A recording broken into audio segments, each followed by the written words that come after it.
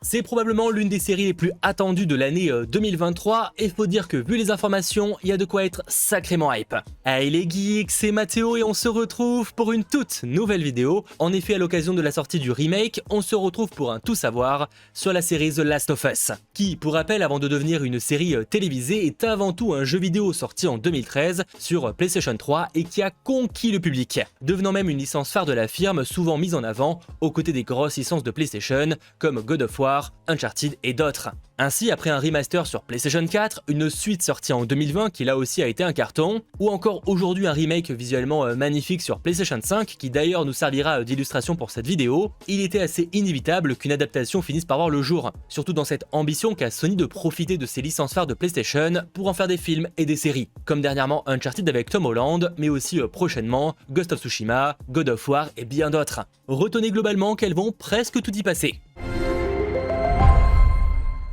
C'est pourquoi en mars 2020, Sony et HBO annoncent commencer le développement d'une série télévisée basée sur le jeu vidéo The Last of Us. Aujourd'hui, on sait que cette première saison sera composée de 10 épisodes, et même s'il n'a pas été confirmé qu'elle aurait droit à une seconde saison, voire plus, elle n'a pas été vendue pour autant comme une série limitée, donc on n'est pas à l'abri de surprises en fonction du succès. Surtout que je le rappelle, actuellement il existe 2 jeux The Last of Us, donc encore un peu de matière pour aller plus loin. Même si c'est vrai, c'est à nuancer, en effet parlons maintenant de l'histoire de la série.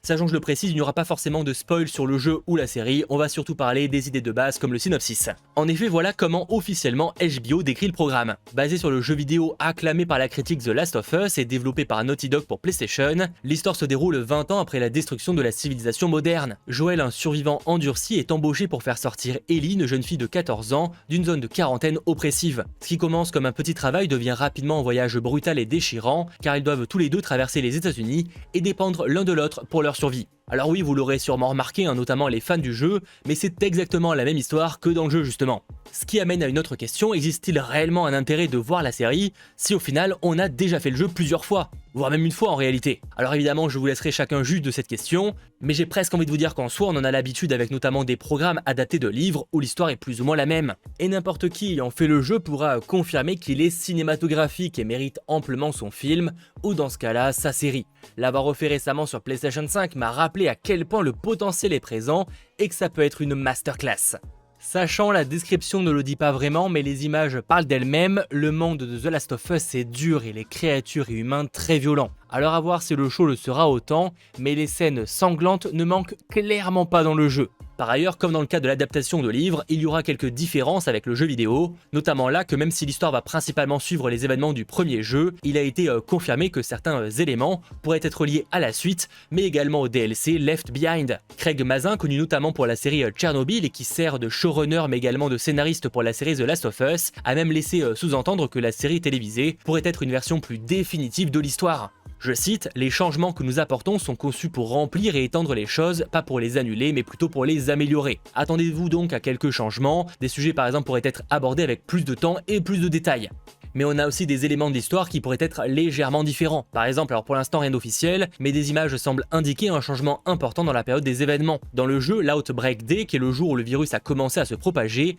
a eu lieu en 2013, date de sortie du jeu. Mais des images du tournage semblent plutôt indiquer que là ça aurait lieu en 2003. Ça permettrait ainsi, une fois 20 ans rajoutés, que le gros du programme se déroule en 2023, la même année que la sortie de la série. Un changement disons important, oui et non. Sachant que pour la fidélité du programme, Neil Druckmann, papa de la licence, donc scénariste et directeur créatif du jeu The Last of Us, écrit et produit la série. Donc même s'il a suggéré que certains épisodes s'écarteraient considérablement du jeu, l'âme devrait être vraiment présent, et ça c'est quand même rassurant. Surtout qu'on va pas se mentir, en général les adaptations de jeux vidéo en film ou série, même si ça s'est un peu amélioré ces dernières années, il y a encore un grand chemin à faire. Au Summer Game Fest 2022, il a même été révélé que Neil Druckmann avait carrément réalisé un épisode de la série, un qui se déroule dans un musée que les fans connaîtront sûrement. On a d'ailleurs une image de cet épisode avec notamment un claqueur dans l'ombre, de quoi être plutôt hypé, faut avouer. Bref, pour rester derrière la caméra, la réalisation, on retrouve également Kantemir Balagov qui se chargera du premier épisode. C'est le jeune réalisateur russe connu pour Une grande fille. Et on compte parmi les autres réalisateurs Craig Mazin, donc le producteur et scénariste de la série, mais également Peter O'Hare, Jasmila Zbanik, Jeremy Webb, Lisa Johnson ou encore Neil Druckmann, comme je vous l'évoquais juste avant. Et à la production, on retrouve aussi Sony Pictures de télévision, PlayStation Productions ou encore Naughty Dog. Côté musique, Gustavo Santaolalla, qui a composé les deux jeux, s'occupera des musiques du show télé, et ça encore une fois c'est très hypant en termes de fidélité, surtout que les musiques du jeu sont excellentes. Non mais sérieux, ce thème, simplement quelques notes et quel kiff. Nous avons désormais franchi la barre des 200 morts. Le gouverneur a déclaré l'état d'urgence. Il y avait des centaines et des centaines de cadavres dans les rues.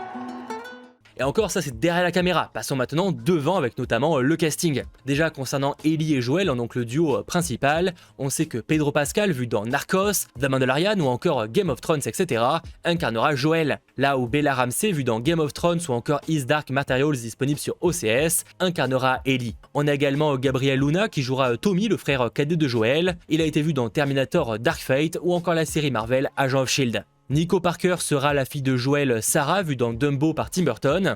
Et on a ensuite deux personnages, deux survivalistes que les joueurs connaîtront forcément. On a donc Nick Offerman qui jouera Bill et Murray Bartlett qui incarnera Frank. Côté personnages vus dans les jeux, on a Storm Reid qui incarnera Riley, une orpheline et amie d'Ellie, qu'on a vu entre autres dans le DLC Left Behind. Ce qui confirme de nouveau que le DLC Left Behind sera en partie, en tout cas pour une partie de l'histoire, intégré à la série The Last of Us. On a également le retour de certains doubleurs des jeux, ça c'est quand même plutôt intéressant, comme le doubleur de Tommy, Jeffrey Pierce, qui incarnera là un personnage original du nom de Perry. Merle Dandridge incarnera le personnage de Marlene, rôle que dans ce cas-là, elle avait déjà dans le jeu. Anna Torv incarnera Tess, et Ashley Johnson qui a incarné Ellie ou encore Troy Baker qui a incarné Joel dans le jeu, devraient eux aussi avoir des rôles, mais pour l'instant ils sont complètement inconnus. A voir maintenant si ce sera vraiment des rôles un peu importants ou juste des petites apparitions genre caméo. Dans tous les cas, c'est vraiment sympa qu'ils soient présents, juste pour le petit clin d'œil. Bref, vous l'avez compris, vu ce casting et vu ce développement, il y a de quoi être très hypé. D'autant plus que le tournage a commencé en avril 2021 pour se terminer en juin 2022, soit 13 mois de tournage, ce qui est assez long pour le genre. Ça montre l'ampleur du projet et l'ambition apportée par HBO à ce dernier. Bon après, autant de temps pour tourner s'explique aussi par la période explorée par le jeu, The Last of Us se déroule sur plusieurs mois, on a toutes les saisons qui passent. Donc un an de tournage permet d'avoir tout un tas de décors variés, sans parler que le nombre de lieux à visiter est assez grand. Malheureusement on n'a pas d'informations sur le budget, mais on imagine qu'il est là aussi très conséquent, rien qu'au niveau des décors etc, ça va envoyer du pâté. Ouais, j'ai sorti cette expression. Même au niveau de la communication, on sent qu'après Game of Thrones avec House of the Dragon, The Last of Us est vraiment la prochaine grosse sortie de HBO. C'est qu'ils y croient très fort. Bon malheureusement, je voulais un petit peu teaser, mais encore un peu de patience pour la découvrir. En effet, la sortie est prévue visiblement en 2023 sur HBO, sans trop de précision, même si j'aurais plutôt tendance à supposer qu'on serait sur la première moitié 2023. Pour l'instant, il n'y a pas de diffuseur confirmé pour la France, on verra si ce sera OCS ou une autre. Quand évidemment on aura des informations, je vous tiendrai au courant, sachant que tous les ans, le 26 septembre, il y a aussi le The Last of Us Day, donc il est fort possible qu'on ait de nouvelles informations, comme pourquoi pas un teaser, voire au moins de nouvelles images. Bref, rendez-vous le 26 septembre pour le savoir. En attendant, on peut toujours se faire ou refaire The Last of Us, notamment avec le remake sorti sur PlayStation 5, qui certes n'évolue pas vraiment beaucoup dans le fond et le gameplay, mais qui propose surtout des changements visuels, et de ce côté-là, c'est franchement une grosse réussite, avec en plus quelques nouveautés comme les options d'accessibilité, qui sont quand même très appréciables. Bref, pouvoir redécouvrir ce classique avec des graphismes d'aujourd'hui, perso j'ai grandement apprécié. Et n'hésitez pas en commentaire à me dire ce que vous avez pensé des visuels que j'ai pu vous montrer, sachant pour la précision qu'ils ont été tournés en mode performance et non mode fidélité. Parce qu'on va pas se mentir que quand on est habitué aux 60 fps, il est difficile de passer en dessous.